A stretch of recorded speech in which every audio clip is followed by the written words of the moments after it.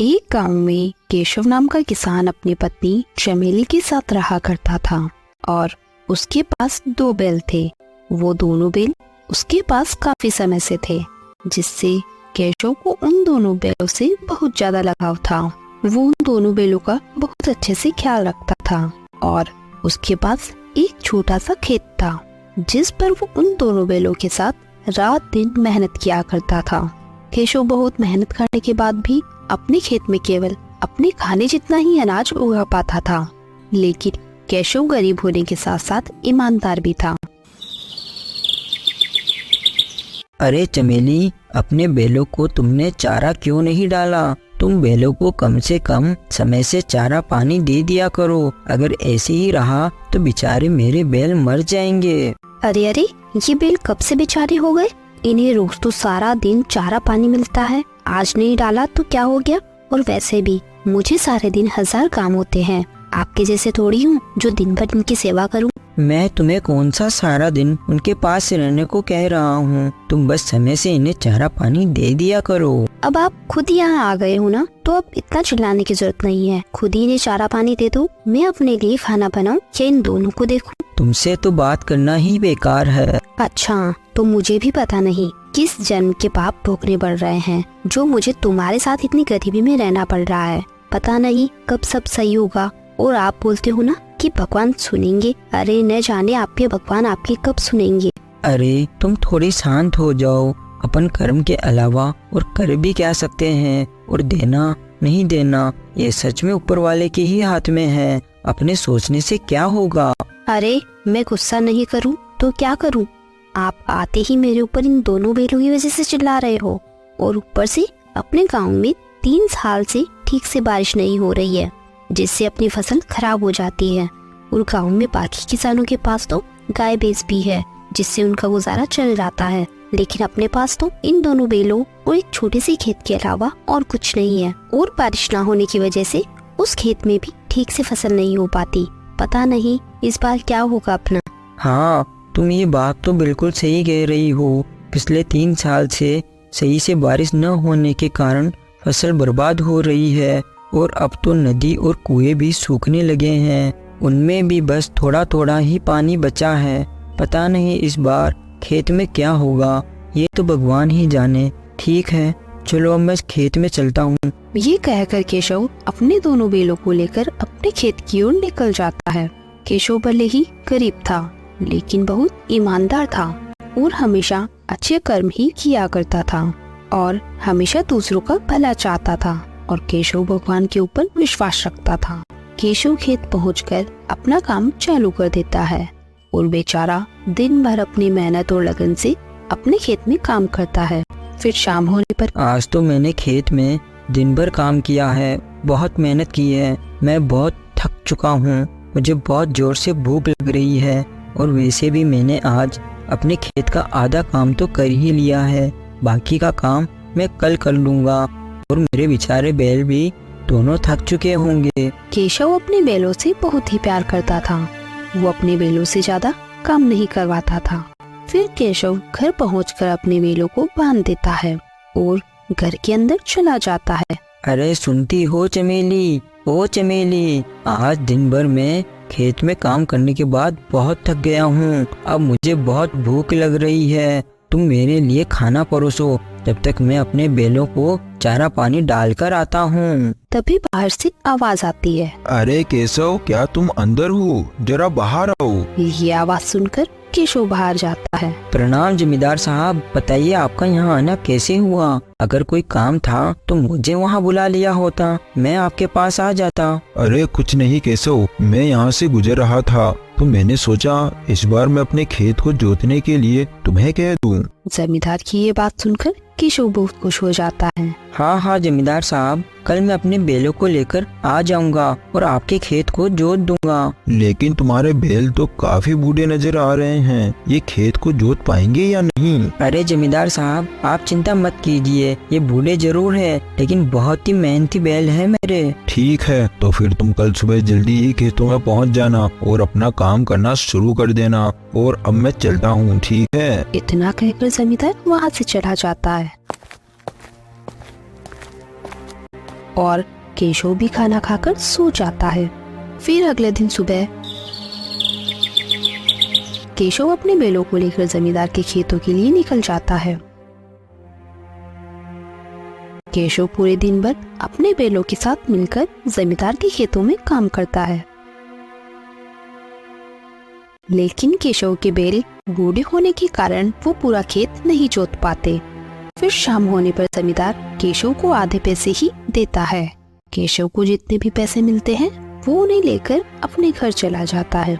आधे पैसों से वो अपने बैलों के लिए चारा ले आता है और बाकी के पैसे अपनी पत्नी को दे देता है। अरे जमींदार साहब का खेत तो काफी बड़ा है, तो उन्होंने क्या इतने ही पैसे दिए आपको? अपने बैल बूढ़े हो चुके हैं, इसलिए जमींदार साहब का आधा खेत ही जोता है, इसलिए जमींदार साहब ने आधे पैसे ही दिए हैं। ये बात सुनकर चमेली को गुस्सा आ जाता है। अरे तो अगर ये बैल बूढ़े हो चुके हैं तो आप इन्हें बेच क्यों नहीं देते? चमेली, तुम ये कैसी बात कर रही हो? तुम्हें पता है ना मुझे इन दोनों बैलों से कितना लगाव है, भला मैं इन बैलों को कैसे बेच सकता हूँ? अरे आपके इन बैलों से लगाव रखने की वजह से घर में पैसे आएंगे नहीं, उल्टे जाएंगे। इसलिए मेरी मानो तो आप इन दोनों बूढ़े बैलों को बेच दो। नहीं नहीं चमेली, तुम कुछ भी कहो, मैं तुम्हारी इस बात को नहीं मान सकता। वो दोनों पति पत्नी ये बातें कर ही रहे थे, तभी उनके घर के बाहर एक बूढ़ा आदमी आ जाता है। अरे क्या घर में कोई है? ये आवाज सुनकर दोनों पति पत्नी बाहर जाते हैं। अरे बेटा, मुझे बहुत भूख लग रही है, तुम्हारे घर में जो भी खाने को हो वो मुझे दे दो। अरे बूढ़े बाबा, हम खुद ही बहुत गरीब है, हम भी अपना बड़ी ही मुश्किल से जीवन काट रहे हैं, ऐसे में हम आपको कैसे खाना खिलाएं? कोई बात नहीं बेटा, चलो मैं कहीं और से मांग कर खा लूंगा। ठीक है बेटा, अब मैं चलता हूँ। रुकिए बूढ़े बाबा, रुकिए। सुनो चमेली, अपने घर में मेरे हिस्से का जो भी भोजन बनाया है वो भोजन तुम इन बूढ़े बाबा को लाकर दे दो। मैंने तो केवल थोड़ा सा दलिया बनाया है, अगर वो दलिया बाबा को दे दोगे तो आप क्या खाओगे? आपको फिर भूखा ही रहना होगा। चमेली, तुम चिंता मत करो, मैं भूखा रह लूंगा, लेकिन मैं अगर इन बूढ़े बाबा को अपने घर से भूखा जाने दूंगा तो मेरे गले से वैसे ही खाना नहीं उतरेगा। जाओ, तुम जाकर बाबा के लिए वो दलिया ले आओ। फिर चमेली रमेश के हिस्से का खाना लाकर उन बूढ़े बाबा को दे देती है।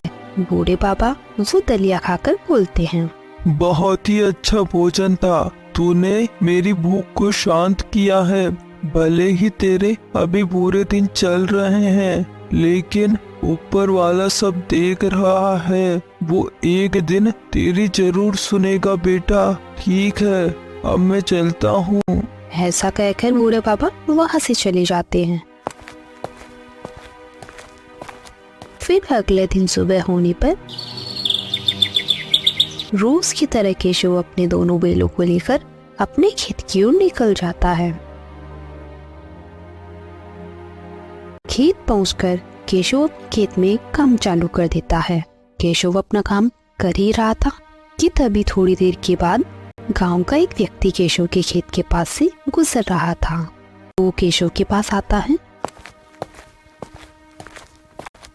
केशव, तुम बहुत मेहनती हो, अपने खेत में बहुत मेहनत करते हो और अच्छे कर्म भी करते हो, लेकिन तुम्हें देखकर मुझे नहीं लगता कि अच्छे कर्म करने का कोई अच्छा फल मिलता है।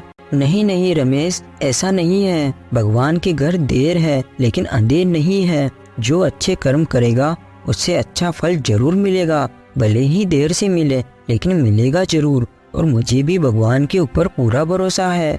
मुझे अभी अच्छा फल नहीं मिला तो क्या हुआ, लेकिन एक दिन जरूर मिलेगा। ठीक है केशव, तुम करो अपनी मेहनत, रखो भगवान के ऊपर विश्वास। चलो अब मैं चलता हूँ। ऐसा कहकर रमेश वहाँ से चला जाता है और केशव अपना काम वापस चालू कर देता है। फिर शाम होने पर केशव अपने बैलों को लेकर अपने घर चला जाता है और उन्हें बांधकर चारा पानी दे देता है और अंदर जाकर अपनी पत्नी को जो भी कुछ हुआ उस बारे में बताता है। आप चिंता मत कीजिए, आपने आज तक किसी का बुरा नहीं किया तो आपको आपके कर्मों का अच्छा फल जरूर मिलेगा। फिर अगले दिन सुबह होने पर सुनो बागवान, आज मैं अपने खेत में जो कुआं है उसकी खुदाई करूँगा, क्योंकि मैंने पूरे खेत में बीज बो दिए हैं। बारिश का कोई भरोसा नहीं है, क्या पता कुएं में थोड़ी खुदाई करने से पानी निकल आए। इसलिए तुम बेलों का आज ध्यान रखना, उन्हें समय से चारा पानी दे देना। चलो ठीक है, अब मैं चलता हूँ, मुझे देरी हो रही है। ऐसा कहकर केशव अपने खेत की ओर निकल जाता है।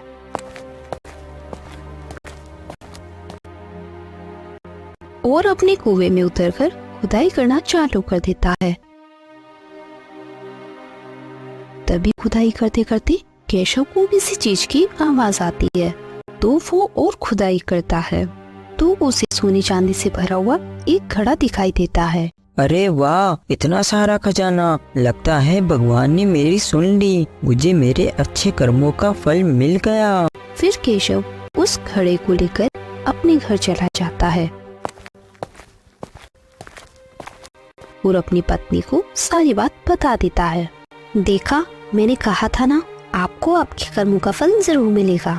मुझे माफ करना, क्योंकि मैं आपके ऊपर फालतू ही चिल्लाया करती थी। आज आपके कर्मों की वजह से ही अपन को ये धन मिल पाया है।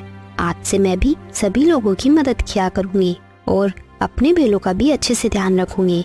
मुझे माफ करना। तो दोस्तों, हमें इस कहानी से यही सीख मिलती है कि हमेशा अच्छे कर्म ही करने चाहिए, क्योंकि अच्छे कर्म का फल जरूर मिलेगा, भले ही देर से मिले, लेकिन मिलेगा जरूर। और हमेशा जरूरतमंद लोगों की मदद करनी चाहिए। क्या पता भगवान किस रूप में अपनी परीक्षा ले रहे हों। इसीलिए कहते हैं, कर भला तो हो भला। दोस्तों, अगर आपको हमारी ये कहानी पसंद आई है तो आप हमारे चैनल को सब्सक्राइब करें और इस वीडियो को ज़्यादा से ज़्यादा शेयर करें। Thanks for watching.